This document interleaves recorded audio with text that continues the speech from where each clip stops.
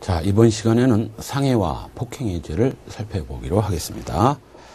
이 상해죄, 폭행죄는 둘 다 사람의 신체를 침해한다는 점에서는 똑같은데, 상해는 신체의 건강을, 폭행은 신체의 건재를 보호 법익으로 한다는 점에서 조금 다릅니다. 따라서 상해라는 것은 신체의 생리적 기능을 침해하는 것이고, 폭행은 유형력을 행사해서 신체의 완전성을 침해하는 거죠. 거기 상해죄와 폭행죄의 구성요건의 체계가 도표로 좀 잘 정리되어 있습니다. 다음 상해죄의 객관적 구성요건. 객체는 사람의 신체입니다. 동물은 상해를 가하더라도 손괴죄는 될 수 있어도 상해죄는 될 수가 없어요. 행위는 상해인데 이 상해의 의미를 놓고 소위 신체의 완전성설, 그리고 생리적 기능 훼손설, 절충설 등의 대립이 있습니다. 그런데 이 상해의 의미를 신체의 완전성설로 보게 되면 신체의 완전성이 조금이라도 침해되면 전부 상해가 되는 것이고, 그렇게 되면 폭행과의 구별이 곤란해지게 됩니다. 소리를 버럭 질러가지고, 아니면 뭐 슬쩍 뺨 한 대 때려가지고 상대방이 뺨 한 대를 맞고 혈압이 올라가고 맥박수가 빨라졌다면 완전성 깨진 거 아닙니까? 그렇게 되면 그건 폭행이 아니라 상해가 돼야 된다는 이런 문제점이 등장합니다. 그래서 소위 생리적 기능 훼손설이라는 생리적 기능 훼손설, 이게 우리 지금 다수설이고 판례 입장이죠. 적어도 상해란 단순히 완전성을 침해하는 정도에 그치는 것이 아니라 사람의 생리적 기능을 훼손하는 걸 의미한다. 여기서 생리적 기능 훼손이란 육체적, 정신적으로 병적 상태를 이야기하거나 기존의 병적 상태를 증가케 하는 걸 의미합니다.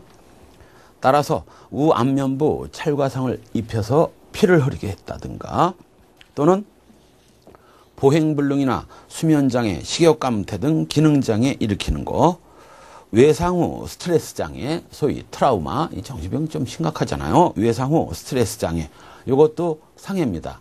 그냥 보면 몸에 이상은 하나도 없어요. 뭐 찢어지거나 피난 데는 없지만 정신적으로 외상후 스트레스 장애를 입게 되면 이건 뭐 제정신 아니잖아요. 이거 상해됩니다. 그러나 동정 크기 정도의 멍이 든 거, 허리에 약간의 통증이 있는 거, 그리고 음모를 잘랐는데 음모를 잘라낸 거, 머리카락을 잘라낸 거, 이건 뭐요? 이건 상해가 될 수 없습니다. 머리카락 잘랐다고 해가지고 무슨 뭐 생리적 기능에 장애가 초래됩니까? 머리카락은 쑥쑥 다시 자랄 테니까 이건 상해 아닙니다. 따라서 상해냐 아니냐를 구분할 때는 이렇게 구분하면 됩니다.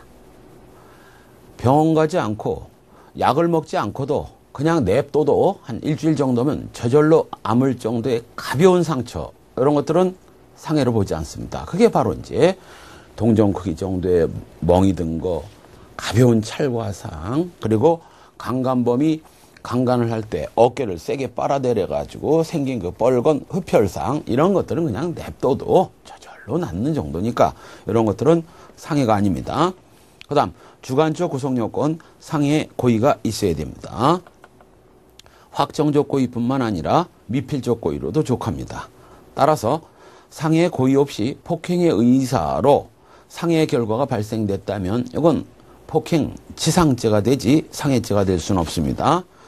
바로 밑에 상해 고의가 인정된 판례 중에서 상해죄 성립에는 상해의 원인인 폭행에 대한 인식이 있으면 충분하고 상해를 가할 의사 존재까지는 필요하지 않다. 이걸 놓고 상해 의사가 필요 없으니까 상해 고의가 필요 없는 거로 착각하고 있는 사람들이 있어요.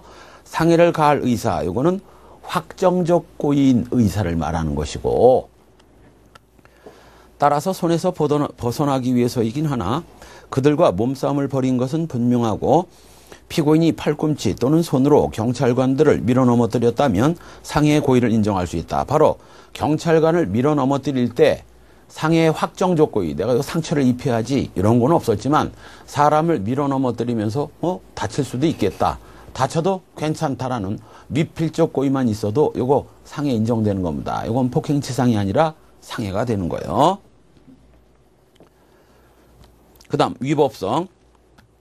상해 위법성 조각 사유에 의해서 위법성 조각될 수 있습니다. 정당방위, 긴급피난, 피해자 승낙에 의한 행위, 위법성 조각될 수 있는데 다만 피해자 승낙에 의한 행위라 하더라도 그 피해자 승낙에 의한 상해가 사회 상규를 벗어날 정도라면 위법성 조각 안 되겠죠. 발목을 잘라달라, 베니스의 상인처럼 뭐 허벅지의 살을 도려내도 된다. 이런 것들은 위법성이 조각될 리가 없을 것입니다. 정당행위, 징계권 행사로 상해를 입힌 경우는 보통 징계권의 범위를 일탈한 것이므로 이거 위법성이 조각될 수 없지만 그 정도에 이르지 않은 가벼운 상처라면 이거는 상해죄 위법성 조각됩니다. 죄수, 일신전속적 법익이기 때문에 피해자 수에 따라 죄수가 결정됩니다. 협박하면서 상해를 계속했다면 이건 그냥 상해죄만 되고 협박은 별도로 죄 안 됩니다. 수인에 대한 상해, 하나의 행위로 했으면 상상적 경합, 수개 행위로 했으면 실체적 경합이 되겠죠.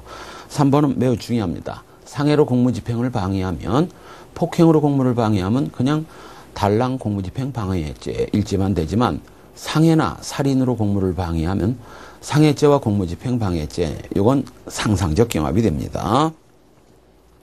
또 위험한 물건으로 공무원한테 상해를 가했다면 특수 공무집행 방해치상죄가 성립되고요. 존속상해죄, 이건 자기나 배우자의 존속을, 직계존속을 상해함으로써 형이 가중되는 가중적 구성요건이고요. 다음 페이지에 중상해죄, 4번 중상해죄, 존속 중상해죄. 중상해죄는 그냥 상해를 가한 정도가 아니라 사람을 상해를 가해서 생명의 위험을 발생케 하거나 불구, 불치, 난치 질병에 이르게 하면 이건 장난이 아니죠. 조금 다친 게 아닙니다. 이걸 중상해라고 하고, 존속 중상해는 자기나 배우자의 직계존속을 중상해를 했기 때문에 형이 가중되는 겁니다. 거기 괄호 3번에 중한 결과 생명에 대한 위험 발생된 경우 이거 중상해고, 다음 페이지에 불구란 신체 조직의 고유한 기능을 완전히 상실케 하는 겁니다. 눈을 때려서 실명케 했다든가, 혀를 깨물어서 혀를 잘랐다든가, 또는 귀를 때려서 고막을 터지게 해서 청력을 상실케 했다면 중요 부분의 기능 하나를 완전히 상실케 한 거 아닙니까? 이건 중상해입니다. 기타, 불치나 난치의 질병, 치료 가망성이 없거나 희박한 소위 에이즈 또는 전체, 신체, 마비 이런 것들이 불치난치의 질병인데, 다만 에이즈를 감염시킨 경우에는 최근에 후천성 면역결핍증 예방법에 따라서 고의로 에이즈를 감염시킨 자를 별도로 처벌하는 규정을 두고 있으니까 특별법인 후천성 면역결핍증 예방법이 우선 적용될 것입니다. 상해치사죄와 존속상해치사죄, 결과적 가중범위죠. 존속상해치사죄는 존속이었기 때문에 형이 가중되는 경우고요. 그 다음 동시범의 특례, 상해죄에서 제일 중요한 거죠. 이건 이미 우리가 형법총론 독립행위의 경합을 보면서 배웠습니다. 간략하게 다시 한 번만 간략하게 정리하고 넘어갑니다. 2인 이상이 의사 연락 없이 범죄를 저질렀는데 그 저지른 범죄의 원인된 행위가 판명이 되면 판명된 결과대로 결과를 발생시킨 놈은 기수, 발생시키지 못한 놈은 미수, 이렇게 처리하면 되지만 결과 발생의 원인된 행위가 판명되지 않았다면 이때는 소위 각자를 미수로 처벌합니다. 그 대신 상해죄의 경우에는 아무리 결과가 원인된 행위가 불명이라 하더라도 특별히 예외를 인정해서 전원다 공동정범의 예에 따라서 즉 기수로 처벌합니다. 이때 이걸 상해죄 동시범의 특례라고 하고, 이 상해죄 동시범의 특례는 상해죄뿐만 아니라 폭행치상, 폭행치사, 상해치사에도 적용되지만 생명신체의 범죄가 아닌 강간치사상이나 강도치사상에는 동시범의 특례가 적용되지 않습니다. 자, 그 다음에 폭행죄와 존속폭행죄 7. 사람의 신체에 대해서 폭행을 가함으로써 성립하는 소위 형식범이고, 존속폭행은 직계 비속이라는 신분 때문에 형이 가중되는 부진정 신분범이죠. 구성요건의 객체는 사람이고, 행위 폭행이란 유형력 행사인데